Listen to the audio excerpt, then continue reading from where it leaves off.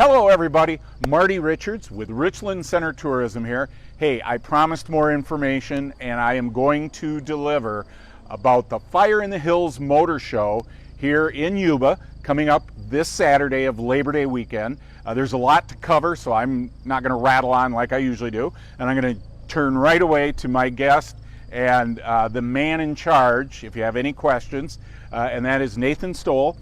Nathan, you are the president? Correct. Of Roosters Car Club, is that correct? Correct, yes. So the car club from Hillsboro, but holding the event in Yuba, and that's kind of become the thing. Yep. And really, honestly, it fits Yuba, so it's perfect that it's here in Yuba. Yep.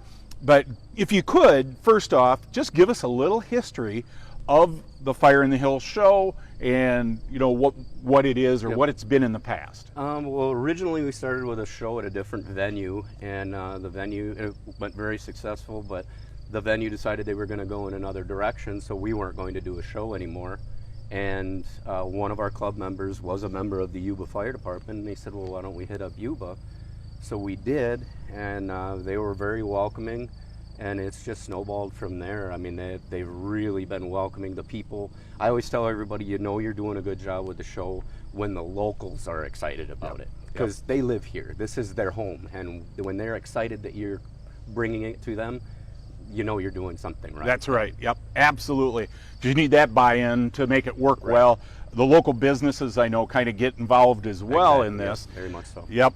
So, kind of help me a little bit. There's several different things that'll happen on Saturday. Yeah. So first, give me the framework of what time it starts and just the basics. Okay. The show actually fires up. We start parking cars at 8 o'clock.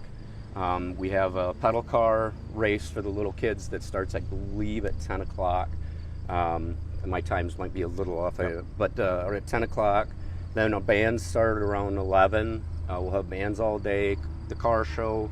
Then at 1 o'clock, our pinup competition starts. 3 o'clock, then we will have an award ceremony. We have club picks. Car clubs pick their favorite car that's at the show.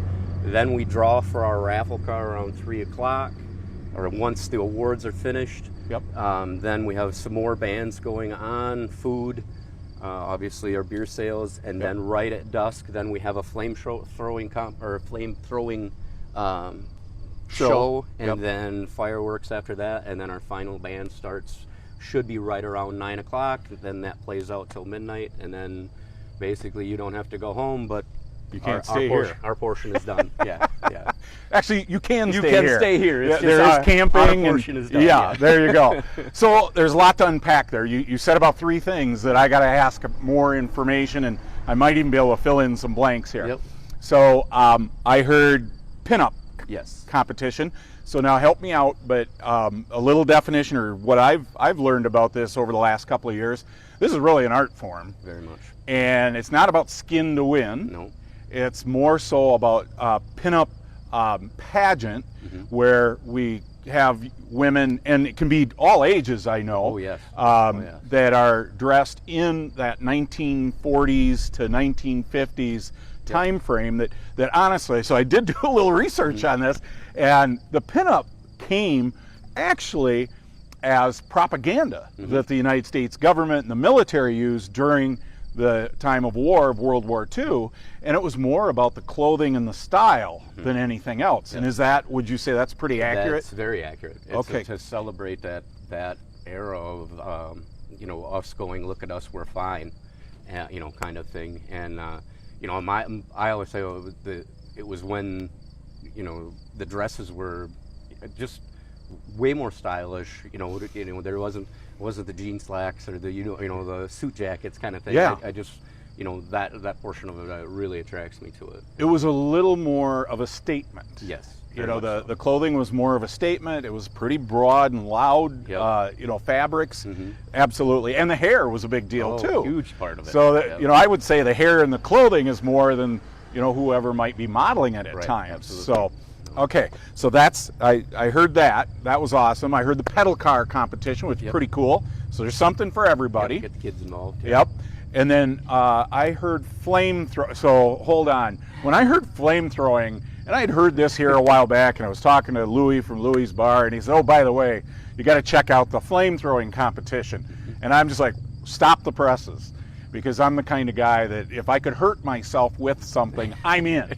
So I'm envisioning people standing in the middle of Yuba downtown with flamethrowers, really, but that has nothing to do with it, does it? No. Help us understand that a little bit. What it is they basically, a car that is modified safely to eject flames out of the tailpipes when the accelerator is hit. Okay. And there's old school style and new school style, which the old school was more just what no additives. It's just what the engine would produce. Sure. And then and then it grows from there. You bet. It's really quite a sight if you've never seen it. And before. It's after the sun is set. Yeah. So it's dark out. Full so effect, this is probably a pretty cool vision. Yeah. Okay.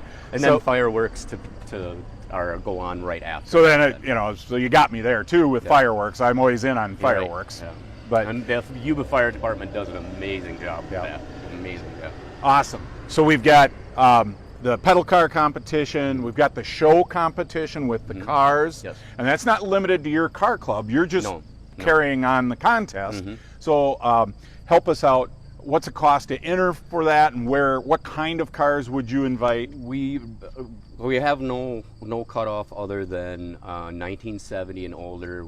We get that they get premium parking downtown here, and then we have a VIP area that's basically any year, any custom. If it's cool, we want to see it. That's why we call it a motor show. Trucks, tractors. Heck, if somebody brought a really cool airplane down here, we find someplace to park it. Absolutely. Anything with an engine. So I mean, something you can get here legally. Right. You get it here however you want. You can bring a tank, but don't drive it here. Right. So I mean, that's basically the setup for that. And then the awards portion of it, we don't do an actual judging portion of it. We let each club, individual or business, buy a trophy and award it to the car of their choice. Okay, awesome. And then our car club does individual choices. Each member picks their own car. Okay, and an entry fee for entrance? I'm sorry. Entry fee, it's $10 for registration of a car. Yep. There's no spectator fee whatsoever. We don't charge anything for that. You bet. So yeah, that was our biggest part. We don't have any gates to go through. We don't have any charge. Just come enjoy the show. Exactly. Yeah. So $10 entry fee. Yes. No pre-registration. Just show up. Just show up the day of. You can enter your vehicle. Could be any age. Yes. You do have premium parking for 1970 and older. Right. But then also there's a VIP section. So if people do bring something very significant that's unusual or unique, then they would be in that section. Right. So the bands, I heard couple of bands there. 4 bands. 4 bands. All right, we're going heavy hitter then. Yeah. It'll be a day of music with it too. Yes, sir. Okay. Yep. Do you recall the bands? Yes, we have the Birch Brother Band. There are some local boys here. We have them opening. Then we have a really kind of neat bluegrass rockabilly band. So I call that New American Bluegrass. Right. There you go. Yeah, that's a good way to describe it. Mad Polecats. We've had them here before. Great band. Then we have the One Wonder Band, which I'm excited to see them. I have not seen them yet. Okay. But they come very highly recommended by several of our members. They're our next band, and then our closing band is I call it punk blues or heavy metal blues. Okay. 20 Watt Tombstone is closing out. They're great band. They're my personal favorite band. One of your actually. favorites. Yeah. So I love this because this is getting back to when I used to listen to a lot of music when I was a kid, and that is band names are getting pretty cool now again. Yeah. So the Birch Brothers, you guys got to work on that. We got to pick that one up a little bit. But the Mad Polecats, right? Awesome. Yeah. And then the next one, One Wonder. Yep. And then 20 Watt Tombstone. 20 Watt Tombstone. That is awesome. Yeah, great band. You'd never believe that much sound comes out of 2 individuals. Wow. It's really a fun band to watch. Excellent. So music all day, food all day. I know Louis' Bar, Pine River Inn, both are going to have specials. And then the firemen are doing burger spots, hamburgers, I believe soda, chips, that kind of stuff. You bet. So, I mean, we'll and feed you. The Yuba Fire Department's a big part of sponsoring the event. Huge bet. part. So not do it without them. So anything we're missing? No, that would pretty much cover the day. It's real simple. Just come down, have a good time. We've got food, music, cars, Pinup. We have a couple of vendors down here. Yep. You know, it's... And you're welcoming more vendors too, yes, right? Yeah. So yeah, if contact us. I'm not. I shouldn't speak. I'm not sure. I don't. That's not. You know, part of what I do is scheduling them. I think we're full right now. Okay. But that does not mean don't call. Because Yep. if nothing else, if somebody backs out and you're a close vendor, absolutely we'll find a spot for it. So vendors should reach out. The best way to reach out, how would they contact? Facebook's probably the easiest. Facebook Messenger? But yep, but there is I do have a home number, or the car club itself has a number that you can call. It's 1-608-489-4311. Probably not going to get answered, but leave us a message and we'll get back to you. 489-3311? 4311. 4311. Right, Okay, yeah. good deal. So a full day, we got a lot going on. Nate, thank you so much. Well, thank you. Appreciate it. And I keep calling him Nate. That's just my habit. But it's Nathan Stowell, Yep. or Nate, or Duck. Yeah. Just not late for supper, right? No. You don't Oh, call anybody late for I'm supper. usually that anyway. You're late so. for supper anyway. Okay, fair enough. Yeah. So Nathan, again, thank you so much for your help. Folks, we really hope we see you here in Yuba this Saturday. Full day of events starting at 8 o'clock, basically, running all the way till midnight and maybe a little bit later. There is free camping, correct? Yes, correct. Yes.